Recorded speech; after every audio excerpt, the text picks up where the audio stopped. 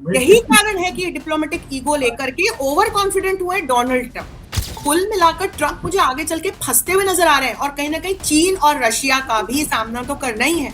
पाकिस्तान को भी बहुत अच्छे से समझ में आ रहा है कि आगे उसके लिए स्थितियां और विकट होने जा रही है, कि ट्रंप जब दूसरी बार राष्ट्रपति चुन करके आएंगे तब भारत के साथ रिश्तों में और प्रगाढ़ता आएगी। ग्लोबल साउथ के प्रणेता के रूप में हमको पूरे विश्व ने स्वीकारा है। मोदी जी अपने मुंह से नहीं कहते हैं कि मैं ग्लोबल साउथ का नेता हूं, पूरी दुनिया उनको स्वीकारती है। बांग्लादेश में यदि एक्चुअल डेमोक्रेसी जल्द ही बहाल नहीं होती है, इलेक्शंस नहीं होते हैं, तो स्थितियां और खराब होंगी। ना भारत एक कमजोर देश है एटलीस्ट प्रेजेंटली, और ना हमारे प्रधानमंत्री कमजोर नेता है। नमस्कार, मैं हवजाज शेख आजाद और आप देख रहे हैं नव भारत टाइम्स। बॉर्डर डिफेंस हमारा खास शो, आपका बहुत बहुत स्वागत है। 2025 में ही खास करके जब ऑपरेशन सिंदूर होता है मई और जून के महीने में, अप्रैल में पहलगाम में आतंकवादी हमला होता है, उसके बाद भारत मई में ऑपरेशन सिंदूर लॉन्च करता है। उसके बाद जो डिप्लोमेसी रही है भारत के लिहाज से, कई सारे मुश्किलों का सामना देखने को मिला है। पाकिस्तान से युद्ध होता है, उसके बाद डोनाल्ड ट्रंप अपने असली रूप में आते हैं, भारत को लेकर के बार बार बयान जारी करते हैं, भारत के ऊपर 50% टैरिफ लगाया जाता है। इन सब से जूझते हुए बांग्लादेश एक नया सरदर्द बनकर हमारे सामने आता है। साल 2025 खत्म होता है, 2026 की शुरुआत वेनेजुएला पर अमेरिका के हमले से होता है। वेनेजुएला के राष्ट्रपति जो है उनको अमेरिका उठा करके लेके चला जाता है। यानी डिप्लोमेसी के लिहाज से काफी कुछ हो रहा है। तो 2026 में क्या होने वाला है, कैसा रहने वाला है, भारत को किस स्तर पर तैयारी करनी होगी, क्या किस फ्रंट पे ज्यादा ध्यान देने होंगे, इन तमाम बातों पे बात करने के लिए, चर्चा करने के लिए हमारे साथ बेहद खास मेहमान है doctor professor Anshu Joshi. Madam JNU में पढ़ाती है, इंटरनेशनल स्कूल में। मैम, आपका बहुत बहुत स्वागत है। आपका धन्यवाद पारिजात। अभिजात मेरा नाम है। मैम, एक चीज मैं सबसे पहले जानना चाहूंगा कि 2025 में जिसका मैंने चर्चा किया है कि काफी ज्यादा उथल पुथल देखने को मिला है जी। वेनेजुएला में इस साल राष्ट्रपति ट्रंप हमला करवाते हैं, उनके राष्ट्रपति को उठा करके ले जाते हैं। इसके ठीक बाद फिर भारत के खिलाफ बार बार बयान देते हैं, आपने देखा ही होगा। किस तरह की डिप्लोमेसी आप देख रहे हैं 2026 में भारत के लिए, कितनी मुश्किल होने वाली है? भारत के लिए ये मुश्किलों का नहीं, भारत के लिए ये अपॉर्चुनिटीज का समय है। हम लगातार देख रहे हैं कि ट्रंप के द्वारा प्यूनिटिव एक्शंस लेने के बाद भी भारत की अर्थव्यवस्था नहीं डगमगाई है। हम देख रहे हैं कि हमारे आसपास के देशों में अस्थिरता बनी हुई है, लेकिन भारत अपनी शांति और सुरक्षा को बनाए रखने में सक्षम रहा है। हम देख रहे हैं कि अलग अलग अंतर्राष्ट्रीय मंचों पर भारत की आवाज मुखर हुई है। भारत ने अपनी स्ट्रेटेजिक ऑटोनॉमी का बखूबी परिचय देते हुए, जहां एक और पश्चिमी देशों के संगठन जैसे कि G20 है, इसको हम देखें तो यहां पर अपने प्रणेता की भूमिका बनाए रखी।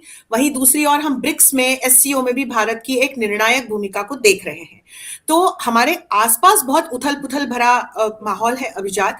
2 युद्ध चल रहे हैं जो रोके नहीं जा सके, जबकि ट्रंप ने इस बात का बार बार क्लेम किया था कि वो जैसे ही राष्ट्रपति बनेंगे विद इन अ मंथ वो इन दोनों युद्धों को रोक देंगे, लेकिन ऐसा कर पाने में वो नाकाम रहे हैं। अमेरिका बहुत सारे आर्थिक चुनौतियों से इस वक्त गुजर रहा है, अपने घरेलू मोर्चे पर चुनौतियों से निपट पाने में ट्रंप नाकाम रहे हैं। और मैं कहूंगी कि एक डिप्लोमेटिक ईगो के चलते यही कारण है, भारत जिस तरह से वैश्विक स्तर पर सफलता के नित नए प्रतिमान गढ़ रहा है, अपनी एक पॉजिटिव डायलॉग की डिप्लोमेसी के साथ फॉरेन पॉलिसी को जिस तरह से एग्जीक्यूट कर रहा है, तो यही एक मुख्य कारण है कि ट्रंप के हमारे प्रति तेवर क्यों बदले और दोनों देशों के बीच में रिलेशंस में हमने एक खराब चैप्टर को खुलते हुए देखा है। लेकिन भारत के लिए ये अपॉर्चुनिटीज का दौर है। मैं फिर इस बात को कहना चाहती हूँ, और हम इन तमाम प्यूनिटिव मेजर्स के बावजूद अपनी जीडीपी ग्रोथ 8.2% रिकॉर्ड कर पाने में सफल रहे हैं। हमारी जो वार्षिक जीडीपी ग्रोथ है वो भी बहुत स्टेबल रेट के साथ बनी है। मैम, एक चीज मैं समझना चाहूंगा आपसे कि आपने कहा कि ठीक हमारी जीडीपी ग्रोथ वास्तव में है, इकोनॉमी में भी बढ़ोतरी हम देख रहे हैं।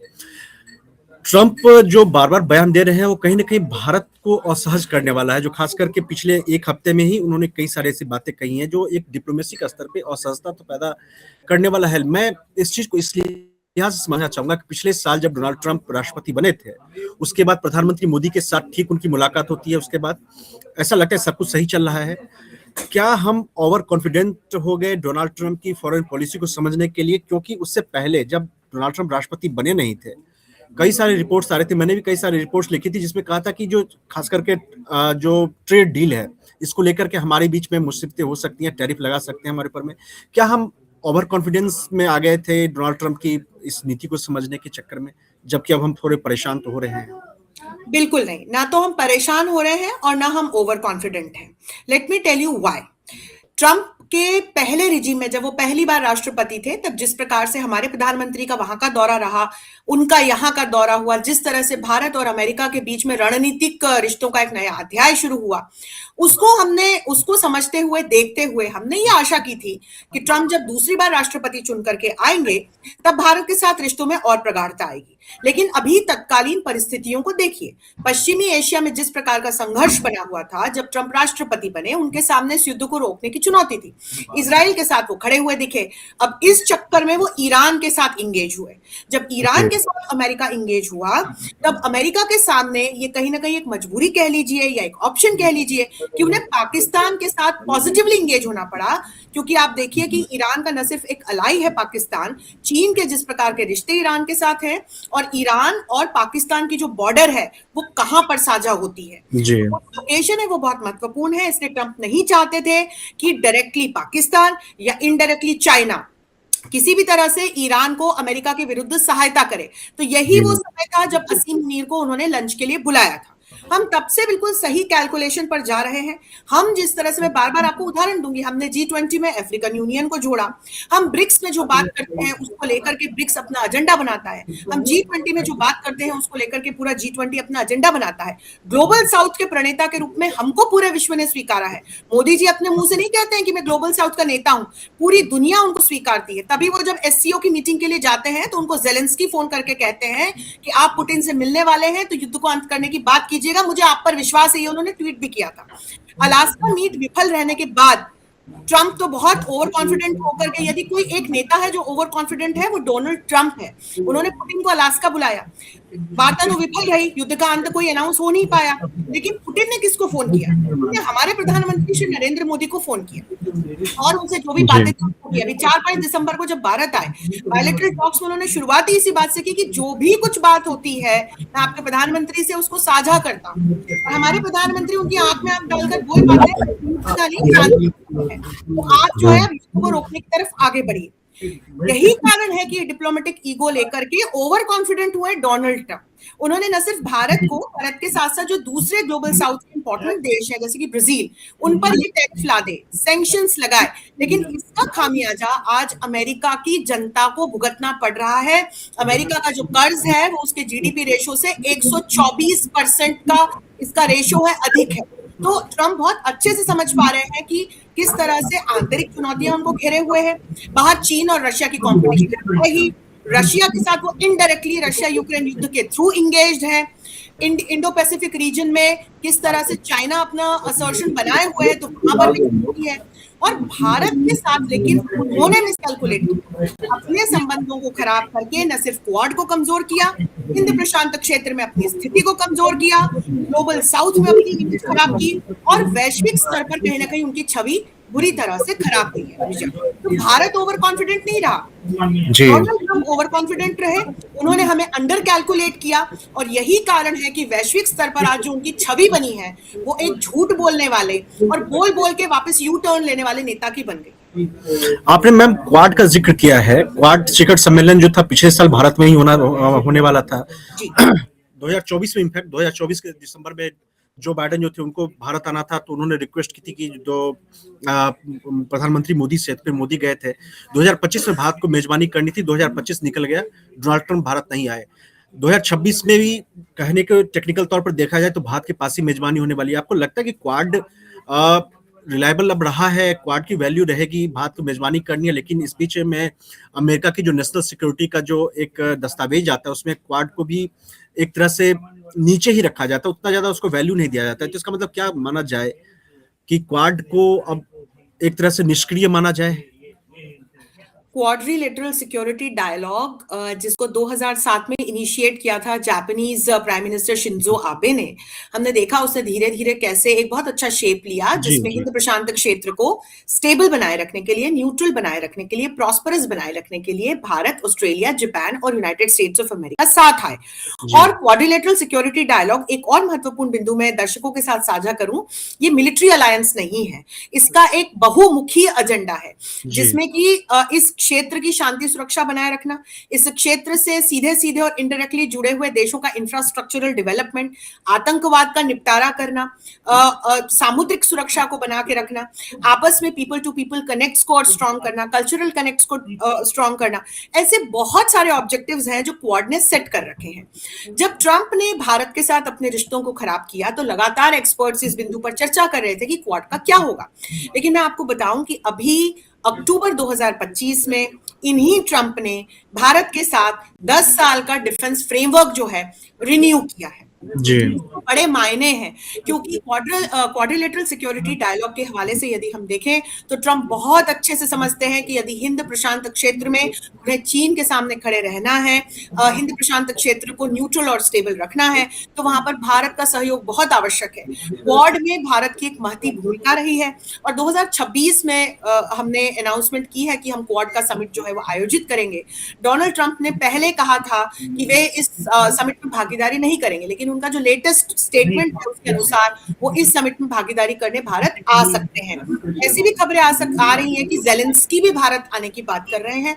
और इसी के साथ साथ बता दूं 2026 में हम ब्रिक्स की भी मेजबानी करने वाले हैं। जी जी ये जी हमारी विदेश नीति की सबसे बड़ी सफलता है कि हर लॉबी, हर ग्रुप, हर मंच में हम एक नेतृत्व की भूमिका मैम, मैं एक चीज यहाँ पे जानना चाहूंगा आपसे, ठीक है, मतलब थोड़े से हिंट मिले हैं कि हो सकता है कि क्वाड में भाग लेने के लिए राष्ट्रपति ट्रंप शायद आए।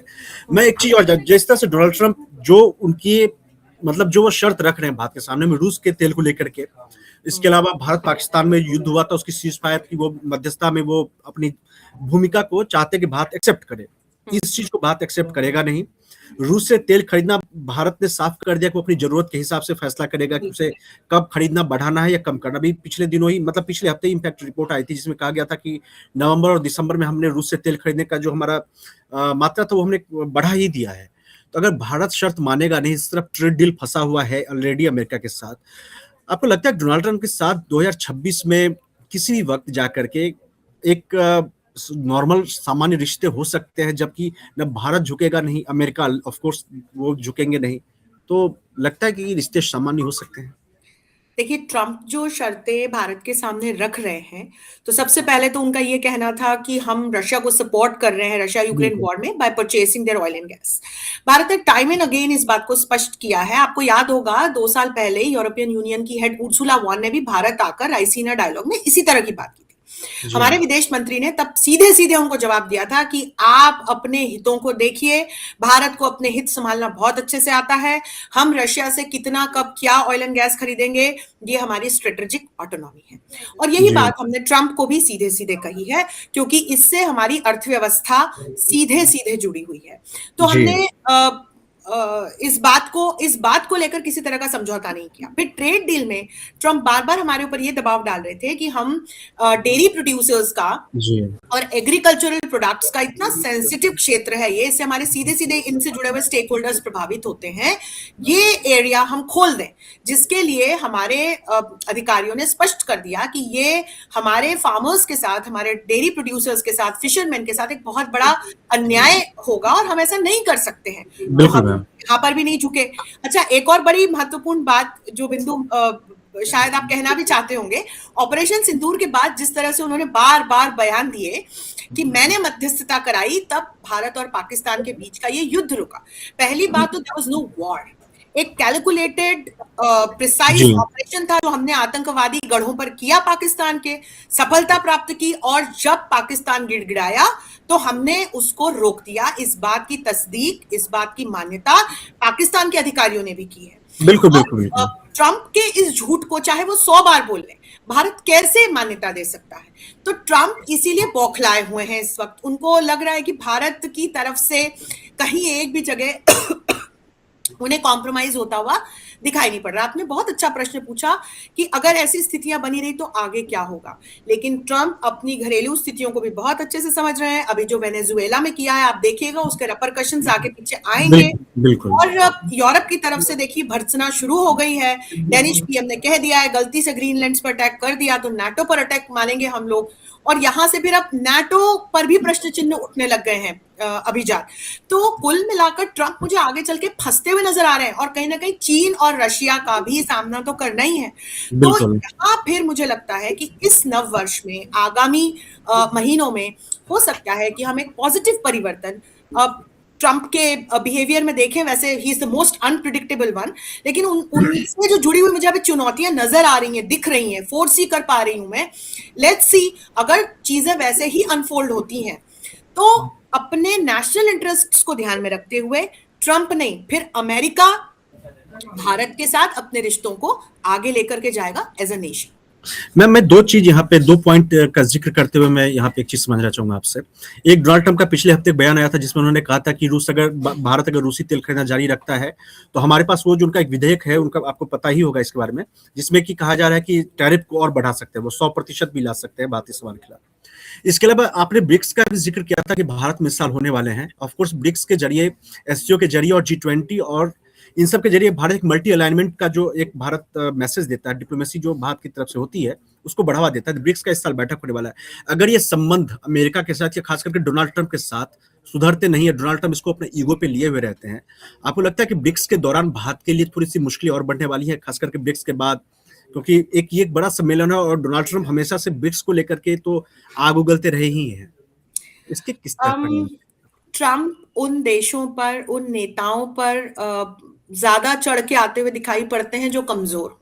ना भारत एक कमजोर देश है एटलीस्ट प्रेजेंटली, और ना हमारे प्रधानमंत्री कमजोर नेता है। तो वो बार बार धमकाते हैं ट्रंप, लेकिन फिर हमको यू टर्न भी लेते हुए दिखाई पड़ते हैं। ब्रिक्स में निश्चित तौर पर भारत की जिस प्रकार की भूमिका बढ़ी है उसके पीछे कहीं ना कहीं ट्रंप ही जिम्मेदार है। अमेरिका के साथ भारत कंधे से कंधा मिलाकर खड़ा हुआ था, लेकिन उनके प्यूनिटिव मेजर्स के बाद भारत ने भी एक यू टर्न लिया। आपको याद होगा हमारे प्रधानमंत्री कितने वर्षों के बाद चीन की यात्रा पर गए वाया जापान, और एससीओ के मंच से भी फिर ये तमाम जो ग्लोबल साउथ के देश हैं और साउथ साउथ कोऑपरेशन है, इसको और बेहतर करने की बात सभी देशों ने, मेंबर नेशंस ने मिलकर के की। हमारे ऑयल एंड गैस की जो डिपेंडेंसी है वो फिलहाल रशिया पर हमें दिखाई पड़ती है, और उस जो रिश्ता है इस पर हम समझौता नहीं कर रहे हैं ट्रंप से डर कर, क्योंकि हम जानते हैं कि यदि हमने समझौता किया तो हमारी अर्थव्यवस्था पर क्या प्रतिकूल प्रभाव पड़ेगा। दूसरा, हमने एक लिटमस टेस्ट कर लिया, उन्होंने हमारे ऊपर सैंक्शंस लगाए, हम अपने एक्सपोर्ट्स को दूसरे देशों की तरफ हमने डाइवर्ट किया, हम अपनी आउटरीच बढ़ा रहे हैं। हमने 30 से 40 दूसरे देशों की एक फेहरिस्त बनाई, उनको कॉन्टैक्ट करना शुरू किया। और आप देखिए लैटिन अमेरिका, अफ्रीका और एशिया के जो दूसरे हमारे सहयोगी देश हैं, वहां हम लगातार अपनी आउटरीच और वहां से इन्वेस्टमेंट अपने यहाँ बढ़ाते जा रहे हैं। और मैं आपको ये भी बता दूं कि ये सब करके एक जो ओवरऑल साउथ साउथ कोऑपरेशन का एजेंडा है उसको भी भारत मजबूत कर रहा है। तो ब्रिक्स की जो हम मेजबानी करने वाले हैं वो सिर्फ एक ब्रिक्स के मेंबर नेशंस जिसमें ब्राजील, रशिया, इंडिया, चाइना, फिर साउथ अफ्रीका जुड़े, अभी इजिप्ट जुड़ा, इथियोपिया, ईरान, यूएई जुड़ा है, इसमें इंडोनेशिया लेटेस्ट मेंबर जुड़ा है। तो इतने सारे अलग अलग कॉन्टिनेंट्स के जो ये फेसेस हैं, मेंबर्स हैं, ये सिर्फ इनसे जुड़ा हुआ एक संगठन नहीं है, ये रिफ्लेक्ट करता है ग्लोबल साउथ से जुड़े हुए गवर्नेंस के एजेंडे को और वैश्विक राजनीति में ग्लोबल साउथ को मिलने वाली नेतृत्व की भूमिका को, जिसके लिए भारत बार बार अपने स्वर मुखर करता है। तो बिल्कुल ट्रंप हम मेजबानी करेंगे, हमने इसको अनाउंस किया है, और एक बड़ा आयोजन भारत में होगा, ये तमाम देश इसमें शिरकत करेंगे। और जब आपके साथ लाइक माइंडेड नेशंस खड़े होते हैं तो आप और मजबूत होते हैं। तो मुझे लगता है कि ट्रंप बौखला रहे हैं, स्टेटमेंट्स दे रहे हैं, लेकिन सिर्फ स्टेटमेंट्स दे रहे हैं। और मैं वहीं आपको दूसरी बात भी बताऊं कि जो अभी वेनेजुएला में किया है और जिस तरह के फिर ग्रीनलैंड्स को लेकर के वो स्टेटमेंट दे रहे हैं, तो फिर इस बात पर आऊं कि अंतरराष्ट्रीय न्याय की दृष्टि से, यूनाइटेड नेशंस की और यदि हम देखें वहां से, यूरोप की दृष्टि से ट्रंप कमजोर पड़ते हुए दिखाई दे रहे हैं, क्योंकि इस तरह की हरकतें आज के समय में जो कर रहे हैं, आज की जो वैश्विक राजनीति है उसके जो मानक हैं, उसके जो मापदंड हैं, वो विश्व युद्ध के या द्वितीय विश्व युद्ध के समय के नहीं है या शीत युद्ध के नहीं है। तो ट्रंप मुझे यहीं पर एक गलती करते हुए नजर आ रहे हैं।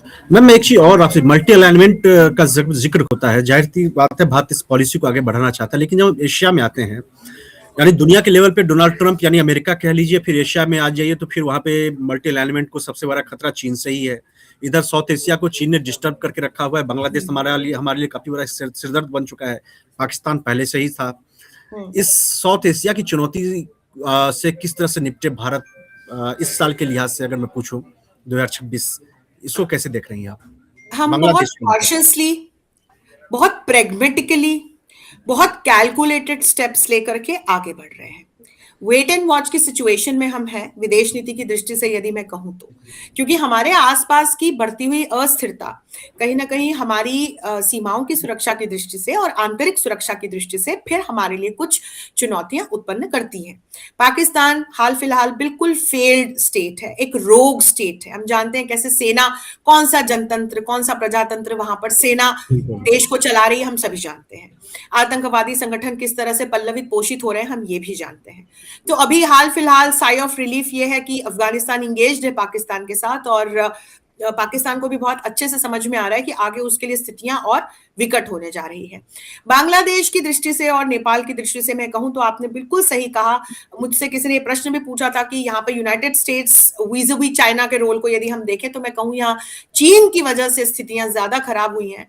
और बांग्लादेश में यदि एक्चुअल डेमोक्रेसी जल्द ही बहाल नहीं होती है, इलेक्शंस नहीं होते हैं, तो स्थितियां और खराब होंगी। क्योंकि यहां पर जिस तरह से जमाते इस्लामी और पाकिस्तान के आईएसआई ने अपने पैर पसार लिए हैं, मोहम्मद यूनिस जिस तरह से उनके पपेट बन के बैठ गए हैं, हमारी हिंदू माइनॉरिटीज पे जिस तरह वहां एट्रोसिटीज हो रही हैं, it's not a good scene to watch. तो अंतरराष्ट्रीय स्तर पर भी इसको लेकर के आवाज भी उठाना आवश्यक है, और भारत लगातार डायलॉग डिप्लोमेसी की बात कर रहा है। नेपाल की ओर भी जाकर के देखें तो वहां इलेक्शंस होने हैं, और सुशीला कार्की की जो इंटरिम गवर्नमेंट है, they are proceeding towards the next elections. तो किस प्रकार की सरकार आती है, क्योंकि जेनजी जो वामपंथी सरकार थी उसके विरोध में उतरी थी सड़कों पर। तो यहाँ फिर मुझे कहीं ना कहीं चीन कमजोर होता हुआ दिखाई पड़ता है। They couldn't connect culturally with what China was doing there. फिर देखते हैं यहाँ रोचक स्थितियां बनेंगी। लेकिन आपने बिल्कुल सही कहा, पूरे दक्षिण एशिया में, पूरे एशिया में जिस तरह से चीन अपनी इंपीरियलिस्टिक पॉलिसीज को लेकर के आगे बढ़ता है और डेड डिप्लोमेसी को जिस तरह से सक्रियता से वो चला रहा है, तो वो अपने आप में एक चैलेंज है। लेकिन बहुध्रुवीय जो विश्व है, मल्टीपोलैरिटी की हम बात करते हैं, मल्टीप्लेक्सिटी की बात करते हैं, वहां आज की तारीख में हर देश अपने नेशनल इंटरेस्ट्स को केंद्र में रख करके काम कर रहा है, इंक्लूडिंग इंडिया। तो भारत की विदेश नीति की दृष्टि से मैं देखूं, बहुत वॉचफुल होने वाला है ये साल, प्रेग्मेटिक रहने वाला है ये साल, और हमें थोड़ा सा कॉशियस रहते हुए, अपनी सुरक्षा और शांति को ध्यान में रखते हुए मुझे लगता है हम आगे बढ़ेंगे। Thank you very much ma'am, हमसे जुड़ने के लिए, हमें समय देने के लिए, आपसे बात करके काफी अच्छा लगा। आपने काफी सारी जानकारी हमारे साथ शेयर की। आपका क्या कहना है भारत की 2026 में कैसी डिप्लोमेसी होने वाली है, किन चीजों पर ध्यान देना चाहिए, आपकी कोई राय हो, कोई विचार हो, जरूर दीजिएगा। नमस्कार, धन्यवाद।